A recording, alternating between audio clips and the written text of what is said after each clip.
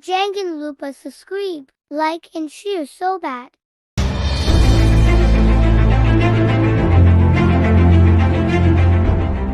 Sejarah awal Pulau Jawa seolah terbungkus oleh misteri. Karena sama sekali tidak diketahui keberadaannya oleh dunia, sampai pulau ini dikunjungi oleh peziarah dari Cina, yakni Fahin pada tahun 412 Masehi. Konon, Tanah Jawa pada masa lalunya menyimpan banyak misteri dan juga kisah mistis. Lalu seperti apa kisah Tanah Jawa di masa lalu? Simak pembahasan lengkapnya berikut ini.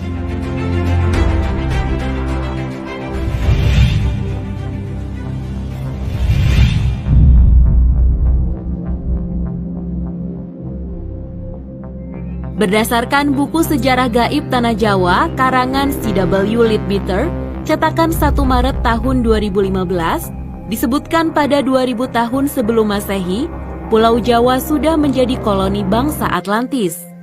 Tapi saat Atlantis hancur, Jawa menjadi negeri yang terpisah. Di saat masih dikuasai oleh bangsa Atlantis inilah, ajaran gaib hitam dan juga sesat mulai diajarkan kepada penduduk yang tinggal di Tanah Jawa ini. Sehingga pengaruh aliran sesat itu kemudian semakin kuat dan merusak tatanan kehidupan yang ada pada saat itu. Mereka memuja dewa yang kejam yang selalu meminta persembahan manusia dan hidup di bawah bayang-bayang tirani tanpa kesempatan untuk melepaskan diri. Pada zaman itu, mereka diperintahkan oleh raja yang merangkap imam agung dari aliran hitam itu. Di antara raja ini, ada seorang yang sungguh fanatik dalam kepercayaan aliran hitam.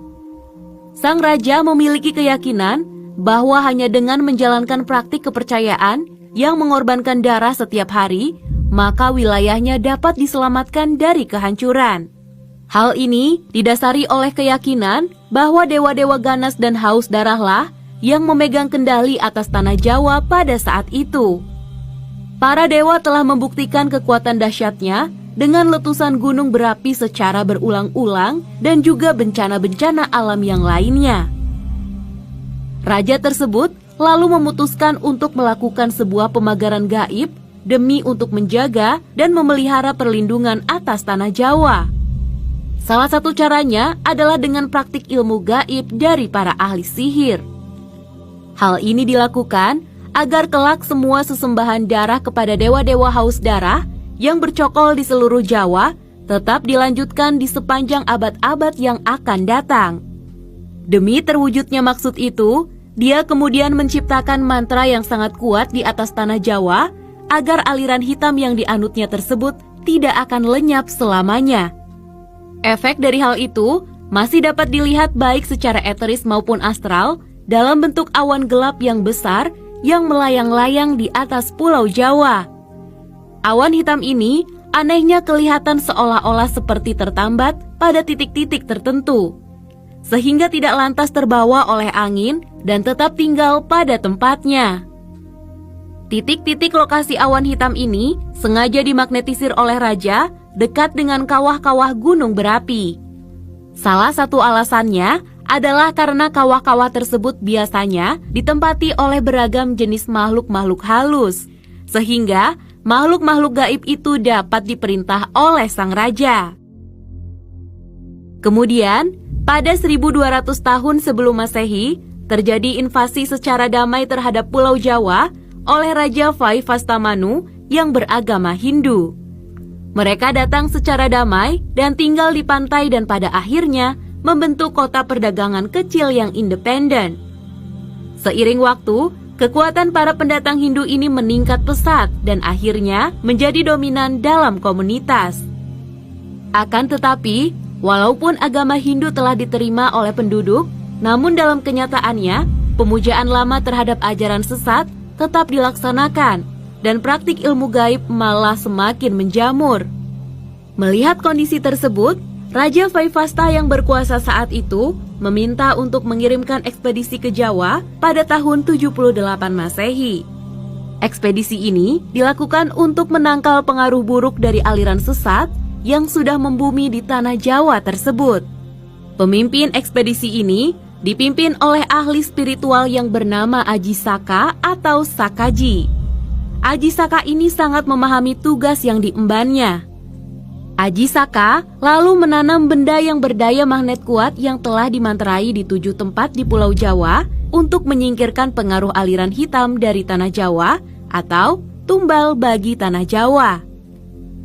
Untuk tempat menguburkan tumbal atau jimatnya yang paling penting dan kuat, Aji Saka memilih perbukitan yang mengarah ke Sungai Progo, tempat yang sangat dekat dengan titik Pulau Jawa. Legenda mengenai Aji Saka ini dalam berbagai cerita juga dianggap melambangkan kedatangan Dharma atau ajaran dan peradaban Hindu-Buddha ke Pulau Jawa. Akan tetapi, penafsiran lain beranggapan bahwa kata Saka adalah berasal dari istilah dalam bahasa Jawa, yaitu Saka atau Soko yang berarti penting, pangkal, atau asal mula, maka namanya pun bermakna Raja Asal Mula atau Raja Pertama.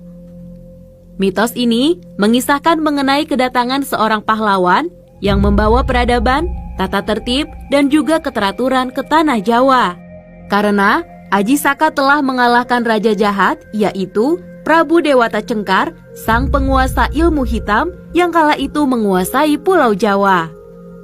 Legenda ini juga menyebutkan bahwa Aji Saka adalah pencipta tarikh tahun Saka atau setidak-tidaknya raja pertama yang menerapkan sistem kalender Hindu di Jawa.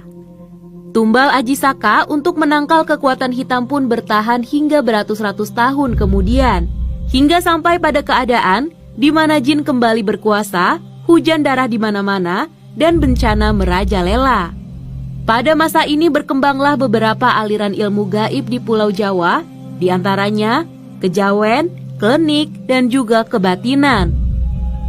Lalu pada awal abad ke-13, datanglah Syekh Subahir, seorang ulama yang dikirim oleh Kesultanan Turki Utsmaniyah ke Tanah Jawa. Syekh Subahir adalah seorang ulama besar yang dikirim untuk menumbal Tanah Jawa dari pengaruh negatif makhluk halus saat awal penyebaran ajaran Islam di Nusantara. Karena Syekh Subahir mengetahui kondisi Pulau Jawa banyak dipengaruhi oleh unsur gaib yang sangat mengganggu. Lalu, Syekh Subahir membawa batu hitam dari Arab yang telah dirajah. Kemudian, dengan karomah yang dimilikinya, batu hitam dengan nama Rajah Aji Kalacakra tersebut dipasang di tengah-tengah Tanah Jawa, yaitu di puncak Gunung Tidar, Magelang. Karena Gunung Tidar dipercayai sebagai titik sentral atau pakunya Tanah Jawa. Hasilnya, kekuatan gaib yang mengganggu di Pulau Jawa pun dapat dihalau. Pada masa ini, ilmu kebatinan berkembang lagi menjadi beberapa cabang, yaitu ketabiban, kewaskitaan, kesaktian, kanuragan, kekebalan, pengasihan, termasuk juga tenaga dalam.